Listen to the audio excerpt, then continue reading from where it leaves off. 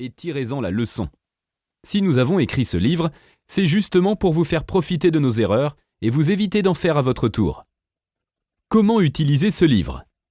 Malgré la ressemblance évidente de ce livre avec l'une des briques jaunes de la route qui mène Dorothée au pays d'Oz, il ne s'agit ni d'un butoir de porte, ni d'un presse-papier de fortune. Voici les 2 meilleures façons de l'utiliser.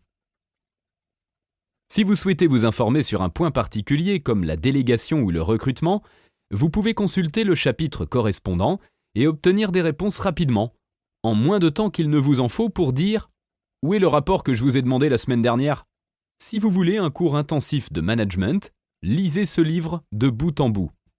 Au lieu de vous angoisser et de devoir tout réinventer tout seul, tout ce que vous devez savoir est ici, juré. Le management pour les nuls est adapté aux managers de tous les niveaux. Débutants et futurs managers, vous y trouverez tout ce dont vous avez besoin pour réussir.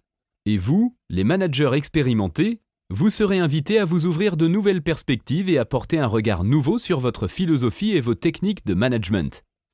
Même si, selon le proverbe, on n'apprend pas à un vieux singe à faire la grimace, il n'est jamais trop tard pour effectuer des changements qui rendront votre travail et celui de vos employés un peu plus facile, un peu plus amusant et beaucoup plus efficace.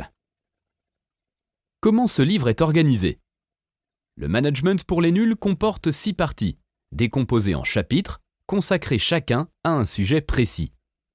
Vous pouvez lire chaque chapitre indépendamment des autres, commencer par la fin, ou simplement vous promener avec le livre sous le bras pour impressionner vos amis. Chacune des parties traite d'un grand thème du management. En voici un résumé. Première partie, les premiers pas du manager.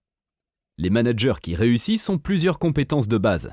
Cette partie s'ouvre sur une présentation des managers et de leurs tâches, pour ensuite décrire leurs principales compétences, organisation, délégation et leadership. Deuxième partie, s'occuper des autres, recruter, motiver, accompagner. L'essentiel du management se résume à faire le travail par les autres. Ce processus commence par le recrutement de personnes talentueuses et consiste ensuite à les motiver et les coacher afin qu'elles surpassent vos attentes. La plupart des managers qui ont réussi savent qu'en affaires, l'immobilité est synonyme de recul. Ils sont toujours tournés vers l'avenir et font des projets en fonction des nouvelles tendances. Cette partie traite également de la formation des salariés et de la création d'un environnement d'apprentissage.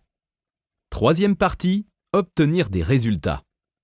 Autre aspect important du management, l'obtention de résultats suppose que vous sachiez où vous allez et que vous soyez capable de vous rendre compte que vous êtes arrivé. Cette partie est consacrée à la définition d'objectifs, au suivi des performances des salariés et à la réalisation d'évaluations des performances. Quatrième partie, communiquer avec ses collaborateurs. Les managers efficaces savent qu'il est important de jeter des ponts entre eux et les autres salariés et managers, à la fois à l'intérieur et à l'extérieur de l'entreprise. Cette partie traite de la communication, de la réalisation de présentations, de la construction d'équipes hautement performantes et du respect de la politique de l'entreprise. Cinquième partie, faire face aux situations difficiles. Comme tout manager peut en témoigner, le management n'est pas toujours une partie de plaisir. Il faut parfois faire face à de réelles difficultés. Dans cette partie, nous passons en revue les tâches les plus ingrates du management, notamment gérer le changement et discipliner les employés. Sixième partie, la partie des 10.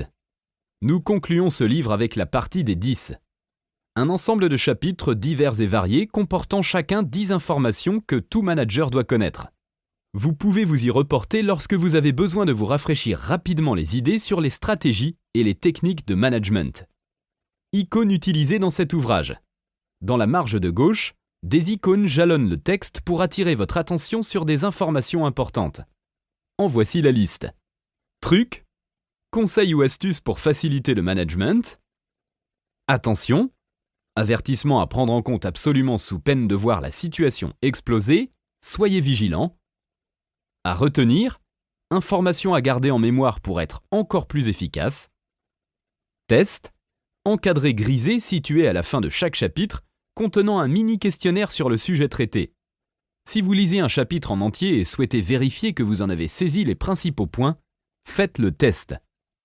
Histoire vraie, anecdote vécue par les auteurs ou tout autre manager qui montre la meilleure façon, et parfois la pire, d'assumer le rôle de manager.